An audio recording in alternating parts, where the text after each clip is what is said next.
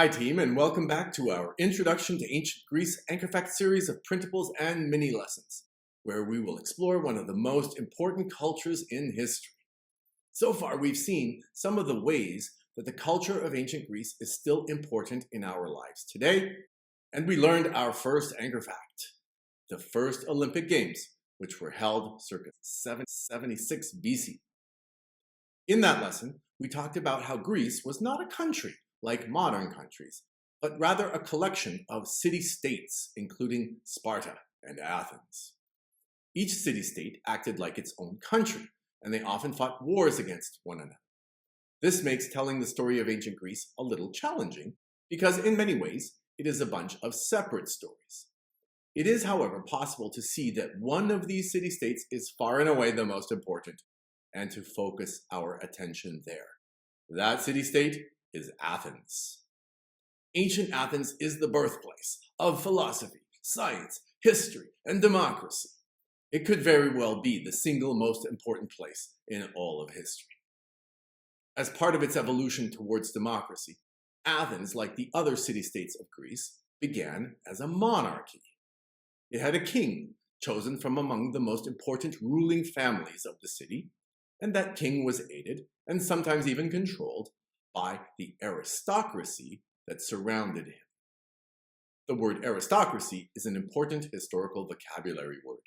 It comes from the Greek word aristos, meaning the best, and kratia, which means the rule of. So just like democracy means the rule of the people, aristocracy means the rule of the best. Who exactly were the best? Generally, the answer is the strongest warriors. They were considered the best because the community depended on them for their survival. Of course, farmers were needed to grow the food, but someone was always coming to take the food from anyone that could grow it in ancient times. There was just never enough for everyone because modern technology did not exist. If you didn't have an aristocracy, you could not defend what was yours. So the aristocrats ruled Athens before democracy was invented. But as you can imagine, they weren't always fair in their rule of the rest of the people, which we can refer to as the commoners. In other words, the common people.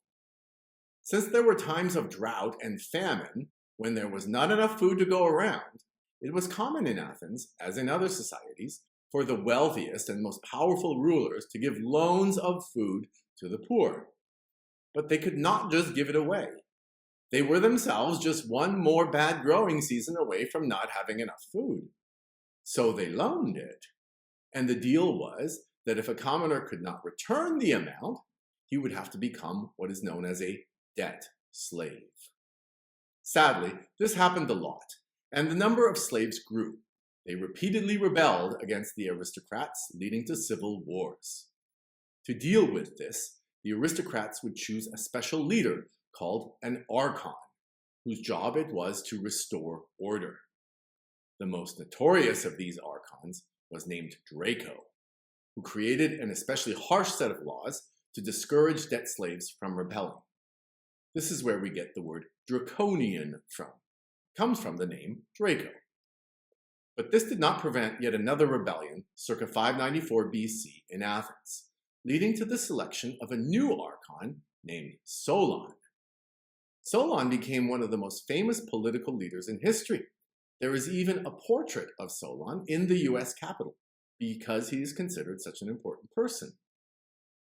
Why? Well, Solon's solution to the problem of rebellions was to insist that the aristocracy agree to all his rules before announcing them. They had to promise that they would follow his new laws for 10 years. When they did, he announced that all the debt slaves would have their property returned and that debt slavery was to be banned. This is rightly considered one of the great moments in the history of human government. Slavery was everywhere, in every society, and Solon did not ban all of it. But what he said was that citizens could not enslave each other. This was a moment of great progress for humanity. Of course, as you surely know, it was still possible for people to enslave one another through war and conquest. African slaves were brought to America and were not citizens until after the US Civil War. But thanks to Solon, for the first time that we know of, someone banned a form of slavery and challenged human beings to respect each other's rights. Did that solve all of Athens' problems? It definitely did not. But it was an important step in creating one of the first free societies in history. In the next lesson, we'll talk about how this led to the rise of democracy for the first time in the world. Don't forget to go to the Knowable World website for the full printables package and this entire series available on demand. The printables are packed with quizzes and activities and a timeline that will help you learn the story. See you next time.